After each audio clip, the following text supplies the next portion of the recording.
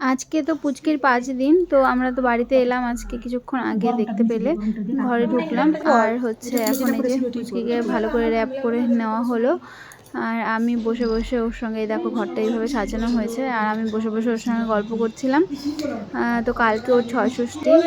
তো এই যে আজকে হচ্ছে 6 নম্বর দিন। আমি সকালবেলা ঘুম থেকে উঠেছি আর পুচকিও উঠে তাকিয়েছিল। তো ওকে একটু আদর করছিলাম। আজকে ওর ছয়ষষ্ঠী, আজকে ভাগ্য বিধাতা ওর ভাগ্যে ওর মানে ভাগ্য লিখবে। তো সেই জন্য আর কি আজকে পুজো আছে বাড়িতে। তো সেই পুজোটা মা করবেন। আমার শাশুড়ি মা চলে গেছে। তো ওর নামও আজকেই রাখা হবে। তো কী নাম রাখবো সেটা তোমাদেরকে জানাবো। দেখো সন্ধ্যেবেলা মাসি মেসো এসছে ওকে দিতে। তো যেহেতু ছয়ষষ্ঠী আছে তো মিষ্টি পান মিষ্টি এসব দিতে হয় সবাইকে। তো এখানে তো আমরা ভাড়া থাকি, সেরকম পরিচিত নেই কেউ।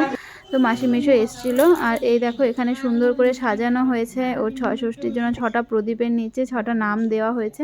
কোন নামটা টিকবে সেটাই আর কি ওর নাম রাখা হবে। আর এই যে আমি তো ঠাকুর ঘরে ঢুকতে পারবো না, তাই আমি ঘরের বাইরে থেকে প্রণাম করে নিচ্ছিলাম। আর এখানে যে ওর নতুন জামা কাপড়, খাতা, বই আরও যা যা লাগে আর কি, খাতা কলম এসবই কী কী যেন রাখা, মিষ্টি ফিষ্টি এসব রাখা হয়েছে পুজোর জন্য।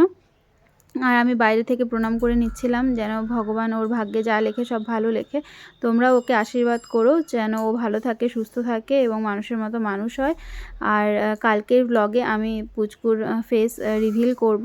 তো তোমরা সাথে থেকো, দেখতে থেকো।